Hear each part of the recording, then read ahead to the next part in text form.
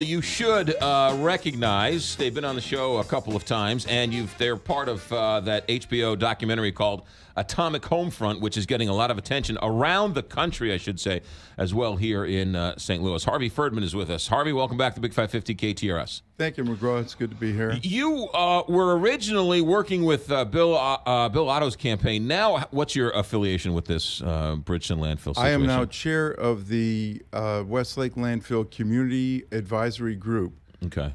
When a community decides to form a community advisory group, we are recognized by the EPA. It's something that's unique to Superfund sites. Okay.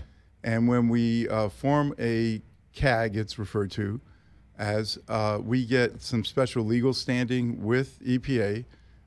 We get access to technical and consulting resources. And we also get input during certain phases of their deliberations on how to deal with the landfill. All right. And you're, and I don't mean this as a joke, you're a nuclear physicist, are you not, in some way, shape, or form? No, I wish I was. When I was a kid, I wanted to be. What are you, but you do have expertise in this. Just a lot of reading and studying and learning from experts. Okay, all right. And also here with us, Assistant Chief Matt Levanchi with the Pattonville Fire Department. Matt, welcome back to Big 550 KTRS. It's good to be here. Thanks, Mark. All right, so the movie comes out, Atomic Homefront, and we were sort of joking off the air that people are now coming to the realization that there's a burning landfill here in St. Louis intermixed with nuclear waste. And I don't know about you guys, but I've gotten, how come the media hasn't told us about this?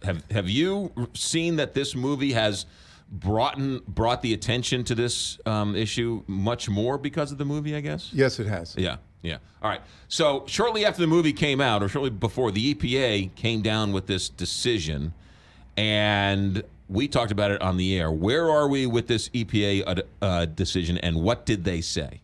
They said that they're going to remove only part of the radioactive waste. The good news from some perspectives is that they're now admitting that it is a threat to the community, right. And therefore some of it needs to be removed. We're hoping that they will decide to remove more. Right. They have asked for public comments. There's a meeting tomorrow night that's open to the public. Right. At the Machinist Hall at 6 o'clock. EPA is soliciting public comments on their proposal, and overall, we're hoping that we can convince them to take more. Yeah, go ahead. The landfill, they came up with one solution fits all, kind of one size fits all. But really, if you look at where the nuclear waste is, it's kind of in three different areas in terms of technical difficulty to remove it. Two of those areas are relatively easy to reach, and we think they should clean those completely. The third area is a little bit problematic, and that's the one that they base the entire solution on. So we don't think that's a good way to do it. We think they need to be more aggressive on the other two areas and see if they can do a little better on the area that is a little more dangerous to remove the materials. Matt, what do you think? I agree with them. There's an area that is closer to the fire that needs to be considered a little bit differently than the area that's not near the fire. So right. If you can get more, I'm behind getting more. I think it's justified at that point. The EPA has come out and said that over the last 8 or 9 years, Harvey, myself, Dawn, people like that have been bashed.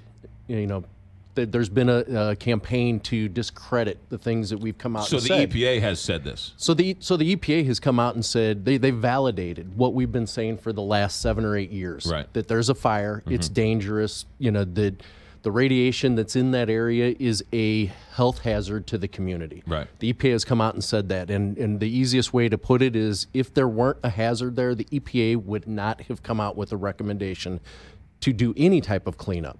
So the fact that they've come out and said that we have to remove, right now is a partial removal of the radiation, the fact that they've come out and said that, it means that there's something going on there. It's not a safe site. In layman's terms, if I buy a house and I'm rehabbing a house and there's lead paint in the house, I have to remove all of the lead paint. I don't get to remove 3/4 of the lead paint. If there's asbestos in my house, I don't have to remove 3/4 of the asbestos. I have to remove all of it. So explain to me the reasoning behind fixing and taking some of it away, but not all of it? McGraw, I'd love to have you ask that question tomorrow night. That's a great question. The two of us sitting here at this table, we don't have that answer. That needs to be directed at the EPA. When you ask them, what do they say, or do they, or I mean, it doesn't make any sense. Right. Right. This is where we are, Yeah. and that's why they're soliciting public comment, and we're having a number of technical discussions with them, trying to sort out and Right, and if you've seen the movie, you see it in the film itself, where a good question is asked, and they say, "We understand your point.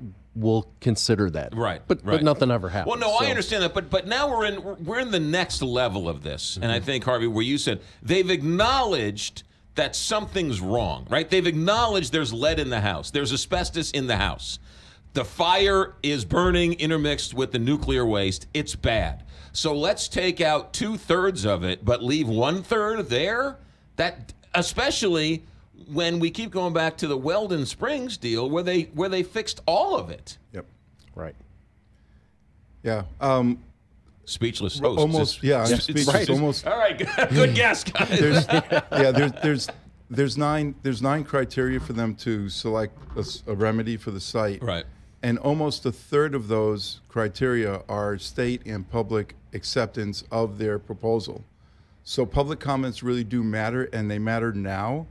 The public comment period closes Monday, April 23rd.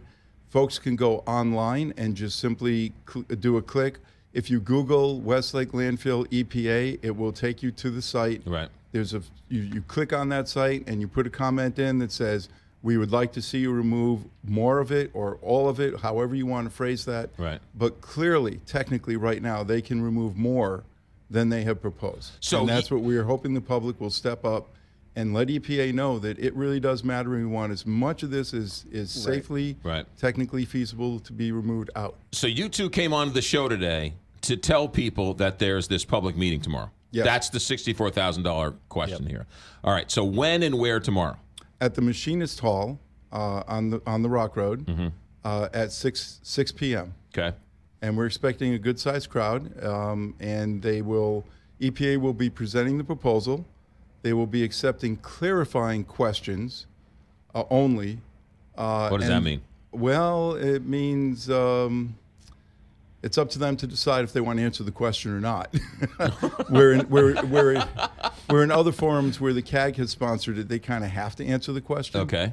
But here they have the discretion to say, that's more of a suggestion for improvement than a clarification on the proposal. So you could ask the question about lead in the paint in the home, and they would say, "Thank you very much, next question." They could say that. Yeah. But I think the way you phrase that question, they would have to answer that. Yeah. And they would answer why they picked this proposal. Yeah. Right. So earlier in this story, a couple of years ago, they were trying to get it out of the EPA into the Army Corps of Engineers. It seems like the EPA, I know we changed administrations and the world has changed now.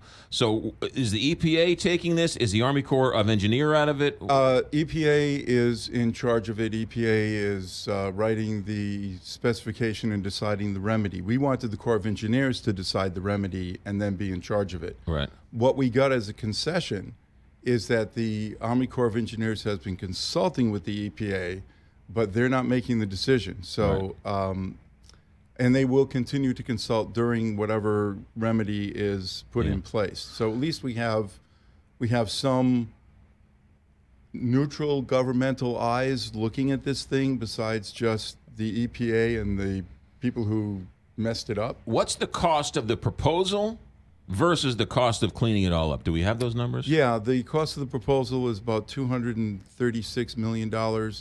Do you remember the cost of I've heard it's all been speculation, Sure. but it was upwards of $500 million. So almost double. Yeah, I think it was closer to about 650. Right. So even more than Yeah, I double. think it was about 650 to So clean it all. it begs the question, right? Clearly, it's the cost. That's one of the factors. It's definitely. It's also one of the factors that was considered with the Army Corps of Engineers project with Coldwater Creek. Right. There wasn't just one solution. There was a list of 7 or 8, and the fiscal amount that impacts the budgets and everything is definitely a consideration when it comes to making a decision like these. So yeah, McGraw, I try to put myself in the other person's shoes for a minute so I can understand. Right. That's half your problem. Yeah, I know. Sometimes they don't fit too good. Yeah. One of the issues that EPA has is how long it takes to do the work. So the proposal that they have, one of the reasons they selected it, my understanding, is that it can be implemented in less than 5 years. The complete cleanup, they're putting that out at about a 14-year cleanup. Right. So they're kind of, they weigh that as having a negative impact on the community, that it would take that long to clean it up. So they're looking at those kinds of trade-offs. The community folks that we're in touch with want it gone. They want it more completely cleaned up. They're willing to put up with the time it takes. Right. But right. Well, again, public input matters. But again, if it takes 5 years to clean up half of it, what good is it then if the fire reaches the nuclear waste at some point 15, 20 years from now? Right. It doesn't make any sense to me. It's a very valid point. Right. Why fix the roof if you're not going to fix the leak? Right. Yep. Just doesn't make any sense. You're expecting a big crowd tomorrow night, I'm assuming. I think we'll have a pretty large crowd there. Okay. Website to find out more. Best one is STL Moms. I'm sorry, justmomsstl.org. On the Facebook page. That's their specific their, web. Oh, okay. their But they do website. have Facebook. Yeah, it's Okay. also Westlake Landfill on Facebook. So justmomsstl.org Gotcha. or Westlake Landfill on Facebook. They have all the meeting announcements. They have all the places to click to put comments in. All right, good. And you're saying that if you can't make it, if the EPA is soliciting comments, and they are reading and watching these comments. Oh, absolutely. They are obliged to read every single one, and they are going to do that. And what's the website to make a comment on all this? It's a little bit long, so the best thing is to just Google EPA Westlake Landfill, and it'll pop take up. you to their site. I'm also assuming if you go to the Just Moms site, there's information there that'll bring you to the EPA site. Yes. Yeah. And there's also westlakecag.org. Gotcha. That's our website. Since my question was so brilliant, and since I get up at 4 o'clock in the morning, I will not be attending, but you have the rights. I'm giving you the power to use my question in any way, shape, or form. Fair enough? Fair enough. You just have to sign a release, Harvey. Harvey Ferdman with us, and also Assistant Fire Chief Matt Levanchi with the Pattonville Fire Department. Guys, thanks for coming in.